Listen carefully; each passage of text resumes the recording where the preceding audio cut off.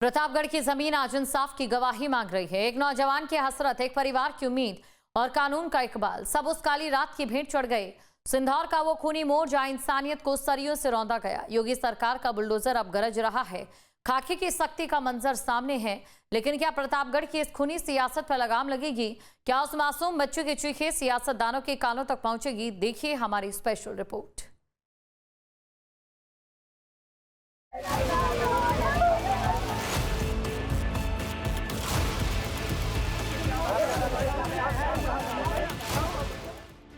प्रतापगढ़, एक गांव एक रास्ता, और उस रास्ते पर बिखरी एक परिवार की पूरी दुनिया। जिस शख्स के हाथों में कंप्यूटर का कीबोर्ड था, जिसकी जिंदगी सरकारी दफ्तर की फाइलों और कंप्यूटर स्क्रीन के बीच गुजर रही थी, उसे क्या पता था कि घर लौटते वक्त कुछ कदम दूर कुछ लोग उसकी जिंदगी पर ऐसा हमला बोलेंगे जिसका अंत सिर्फ उसकी मौत नहीं बल्कि पूरे परिवार के उजड़ने के साथ होगा।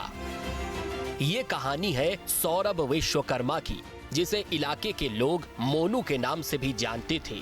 एक संविदा कंप्यूटर ऑपरेटर जो ड्यूटी खत्म करके बाइक से घर लौट रहा था, लेकिन घर पहुंचने से करीब 5 किलोमीटर पहले ही रास्ता उसकी जिंदगी का आखिरी पड़ाव बन गया। आरोप है कि पुरानी रंजिश की आग में तप रहे दबंगों ने रास्ता रोका, लाठी डंडे और लोहे की सरिया से हमला किया। सौरभ को गंभीर हालत में सड़क पर छोड़कर हमलावर फरार हो गए।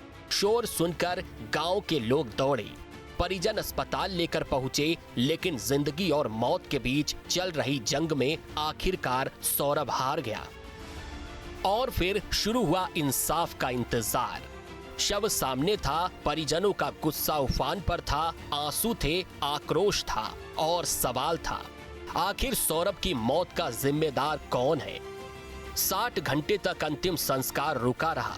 परिजन कार्रवाई, मुआवजे और सुरक्षा समेत कई मांगों पर अड़े रहे। मौके पर पीएसी की 2 बटालियन पहुंची, कई थानों की पुलिस तैनात हुई, प्रिजन वैन तक बुलानी पड़ी। यानी एक मौत ने पूरे इलाके की कानून व्यवस्था को कटघरे में ला खड़ा किया। लेकिन फिर योगी सरकार ने इस मामले में सख्त रुख अपनाया। गिरफ्तारियां हुई, इनाम घोषित हुआ, पीड़ित परिवार के लिए मदद का ऐलान हुआ। और अब इस कहानी में एक और मोड़ है। खाकी और खादी आमने सामने है। यानी सौरभ की मौत के बाद अब सिर्फ इंसाफ की लड़ाई नहीं, बल्कि उस इंसाफ के इर्द गिर्द सियासत भी गरमा चुकी है। एक मौत, कई सवाल। सौरभ विश्वकर्मा की हत्या, उम्र करीब 30 साल, संविदा कंप्यूटर ऑपरेटर। घर से 5 किलोमीटर पहले हमला, अस्पताल में मौत। लीलापुर थाना क्षेत्र का हरहरपुर सिंधौर गांव, यही वो इलाका है जहां गुरुवार की रात सौरभ उर्फ मोनू विश्वकर्मा अपनी ड्यूटी खत्म करके घर लौट रहे थे। सौरभ लालगंज के पूर्ति निरीक्षक कार्यालय में संविदा पर कंप्यूटर ऑपरेटर थे। रोज की तरह काम खत्म हुआ, बाइक उठाई और घर की तरफ निकल पड़े। लेकिन घर से महज करीब 5 किलोमीटर पहले कथित तौर पर कुछ लोगों ने उन्हें रास्ते में घेर लिया। अचानक हमला हुआ, लाठी डंडे, लोहे की सरिया। हमले में सौरभ बुरी तरह घायल होकर सड़क पर गिर पड़े। आसपास के लोगों ने शोर सुना तो मौके की तरफ दौड़े, लेकिन तब तक हमलावर फरार हो चुके थे। परिजन घायल सौरभ को मेडिकल कॉलेज लेकर पहुंचे, इलाज शुरू हुआ, मगर जख्म गहरे थे और आखिरकार अस्पताल में सौरभ ने दम तोड़ दिया। मौत की खबर मिलते ही पुलिस महकमे में हड़कंप मच गया। एसपी पश्चिमी ब्रिजनंदन रॉय, सीओ लालचंद राजीव द्विवेदी, लीलापुर पुलिस भारी फोर्स के साथ मौके पर पहुंची। मेडिकल कॉलेज में परिजनों ने समय पर इलाज न मिलने का आरोप लगाते हुए हंगामा भी किया। पुलिस ने समझाया, आश्वासन दिया और कहा कि वायरल वीडियो, पुरानी रंजिश और परिजनों की तहरीर समेत तमाम पहलुओं के आधार पर आरोपियों पर सख्त कार्रवाई होगी। मैं सज्जन बहादुर विश्वकर्मा, बैंक प्रसाद विश्वकर्मा, रामचंद्रपुर, थाना देवी गुप्ता निवासी हूँ। मेरे दामाद सौरभ विश्वकर्मा की 13 तारीख को कुछ लोगों ने मिलकर हत्या कर दी, जिसका मुकदमा लीलापुर थाने में लिखाया गया है। पुलिस ने 4 लोगों को पकड़ लिया है और शेष लोगों को पुलिस खोज रही है। पुलिस की कार्यशैली से हम लोग संतुष्ट हैं। हम ये चाहते हैं कि हमारे किसी भी मामले में राजनीति न हो। रंजिश का खूनी अंजाम, पहले से विवाद का दावा, रास्ते में घेरने का आरोप, लाठी डंडों से हमला, सरियों से भी वार, वायरल वीडियो ने बढ़ाए सवाल। इस पूरी वारदात में एक वीडियो ने भी सनसनी मचा दी। मौत से पहले का कथित वीडियो सोशल मीडिया पर सामने आया और इसी वीडियो के साथ पुलिस की जांच में गांव के ही कुछ लोगों के साथ पुराने विवाद का पहलू भी सामने आया। यानी पुलिस के सामने सवाल सिर्फ हत्या का नहीं, सवाल था क्या पुरानी रंजिश इस खूनी वारदात की वजह बनी। कड़ी सुरक्षा के बीच सौरभ का पार्थिव शरीर श्रग वेरपुर घाट के लिए रवाना हुआ। रविवार को अंतिम संस्कार हुआ, लेकिन सवाल यहीं रह गए, क्या सिर्फ गिरफ्तारी काफी है? क्या परिवार को इंसाफ मिल गया? और क्या इस कार्रवाई से उन सवालों का जवाब मिलेगा जो सौरभ की मौत के बाद उठे? गिरफ्तारी का शिकंजा, अनुज तिवारी गिरफ्तार, 25,000 का इनाम था। पहले 3 आरोपी जेल भेजे गए, कुल 4 गिरफ्तार।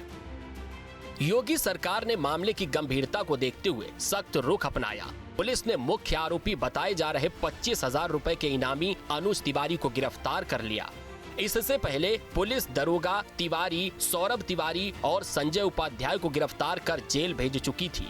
यानी अब तक इस मामले में 4 आरोपियों की गिरफ्तारी हो चुकी है। लेकिन कहानी अभी खत्म नहीं हुई। 2 आरोपी अभी भी फरार हैं, दीपू सिंह और अमन तिवारी। दिनांक 13 अगस्त 2026 को थाना लीलापुर में के रहने वाले सौरभ विश्वकर्मा की कुछ लोगों द्वारा पीटकर हत्या कर दी गई थी।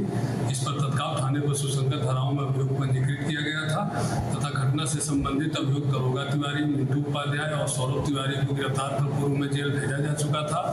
आज एक अभियुक्त अनुज तिवारी, जिस पर 25,000 का इनाम घोषित किया जा चुका है, उसे थाना लीलापुर पुलिस द्वारा गिरफ्तार किया गया है। शेष अभियुक्तों की भी शीघ्र गिरफ्तारी की जाएगी।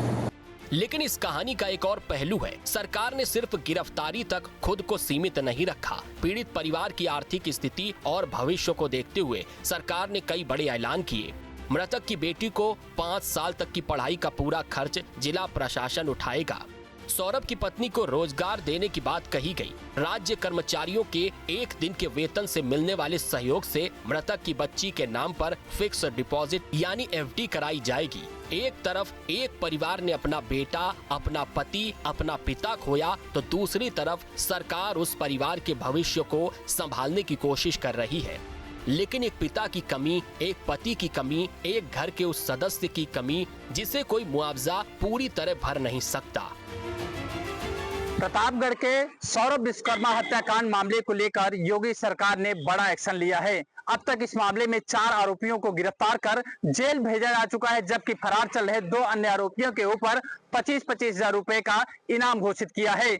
इसके साथ ही राज्य कर्मचारियों के 1 दिन के वेतन का भुगतान काटने के बाद उसे, जो मृतक है, उसकी बेटी के नाम से FD कराया जाएगा।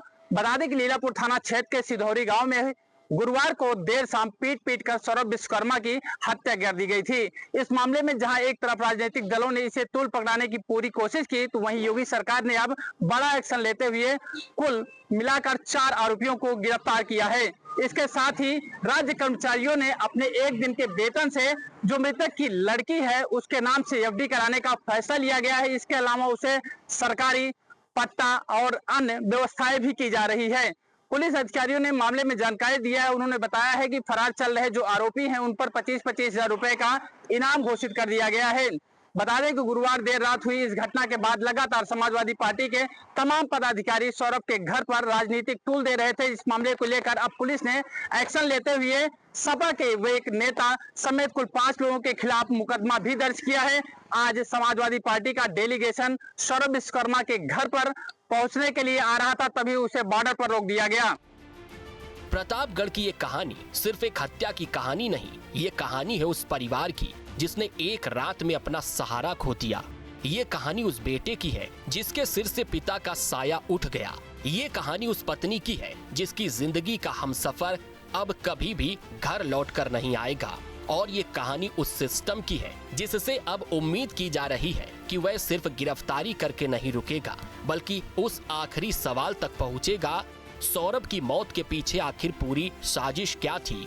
पुलिस ने 4 आरोपियों को सलाखों के पीछे भेज दिया है। 2 फरार आरोपियों पर इनाम घोषित है। दबिश जारी है, जांच जारी है। सरकार ने परिवार के भविष्य के लिए मदद का ऐलान किया है, लेकिन इंसाफ की असली तस्वीर उस दिन सामने आएगी जब हर उस चेहरे तक कानून का हाथ पहुंचेगा जिस पर सौरभ की मौत का इल्जाम है। क्योंकि किसी परिवार के आंसू सिर्फ इसलिए नहीं सूख जाते कि पुलिस ने कुछ गिरफ्तारियां कर ली है, क्योंकि सवाल सिर्फ ये नहीं कि सौरभ को किसने मारा, सवाल ये भी है क्या सौरभ को इंसाफ मिलेगा। और इस सवाल का जवाब सिर्फ पुलिस की फाइलों में नहीं, बल्कि अदालत और कानून के सामने तय होगा। क्राइम कंट्रोल के लिए टीम न्यूज़ स्टे।